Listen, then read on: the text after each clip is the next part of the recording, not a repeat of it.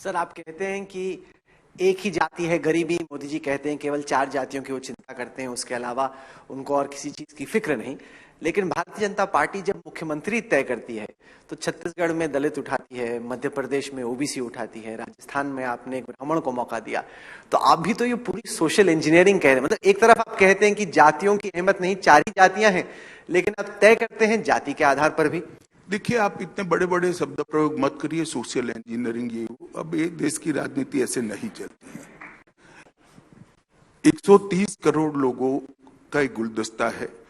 Bharatiya Janata party जब इतने सारे राज्यों में शासन कर रही है तो समाज के हर हिस्सों को अपना प्रतिनिधि दिखाई पड़ना चाहिए। इस तरह से भारतीय जनता पार्टी ने अपना संगठन भी बनाना चाहिए और चुने हुए प्रतिनिधियों के रिप्रेजेंटेटिव और नेता भी इसी तरह से तय करने चाहिए। मैं नहीं मानता है किसी प्रकार का अपीसमेंट है, ये जन भावनाओं को एड्रेस करने का लोकतांत्रिक तरीका है। सर, तीनों राज्यों में भारतीय जनता पार्टी के पास कद्दावर पूर्व मुख्यमंत्री या वर्तमान मुख्यमंत्री थे। आपने फिर भी पीढ़ी बदलकर नए नेताओं को मौका दिया।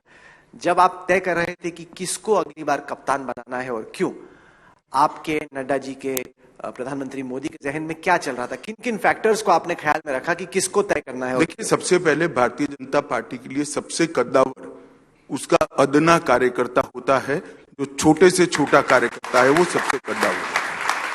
हमारी पार्टी में सबसे बड़ा कद्दावर नेता हमारा सामान्य कार्यकर्ता है और ये सब जो सिलेक्ट हुए हैं हमारे अच्छे कार्यकर्ता हैं।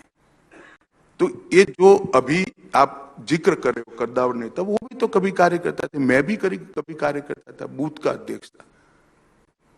जब पार्टी समग्रता से विचार कर नेतृत्व तय करती है तो इसके कई पैरामीटर्स होते हैं और वो हमारा सीक्रेट है, उसको सीक्रेट ही रहने दीजिए। आपने कप्तानी का मौका तो दिया एक ऐसे बैट्समैन को जो कि अब तक कप्तान नहीं रहा, कभी उन्होंने सोचा भी नहीं होगा कप्तान बनेंगे।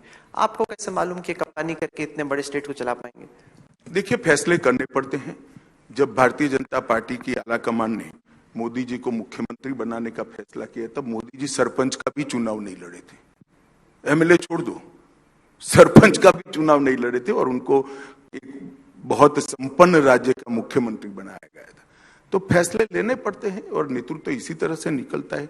अभी जो लोग मुख्यमंत्री थे हमारे तीनों नेता, वो भी कभी ना कभी पहली बार ही तो आए थे, ऐसा तो नहीं था। हर कार्यकर्ता पहली बार आता है। आपने इस बार 21 सांसदों को चुनाव लड़ाए, 12 जीते, 9 हारे। अब जो जीते वो सोच रहे थे कि भाई मेरा कुछ होगा, इसलिए शायद अमित भाई ने, मोदी जी ने भेजा है। आपको किसी ने बताया है क्या? नहीं, उनको मन में लगा है को यार इतनी सारी कल्पना करते हो। ये सबको मालूम है कि पार्टी इसी तरह से चलती है। सालों हो गए, लोग 3-4 दशक से काम कर रहे हैं, सबको मालूम। क्या करेंगे ये लोग? अब आपने भेज दिया, दिल्ली में इतने बड़े मंत्री थे, ये थे, अब चले गए स्टेट। बड़ा छोटा कोई नहीं होता है। हर एक कार्यकर्ता का अपनी अपनी जगह पे महत्व होता है, हर एक भूमिका का अपनी अपनी जगह महत्व होता है। सर, इंडिया टुडे ग्रुप आपका जो काम है दिल्ली में यहाँ बैठकर शो चलाना, वो परसेप्शन बेस है। हमारा काम है धरातल पर पार्टी को मजबूत करना और प्रदेश और देश को बदलने में अपना कंट्रीब्यूशन देना। दोनों के पैरामीटर्स अलग है।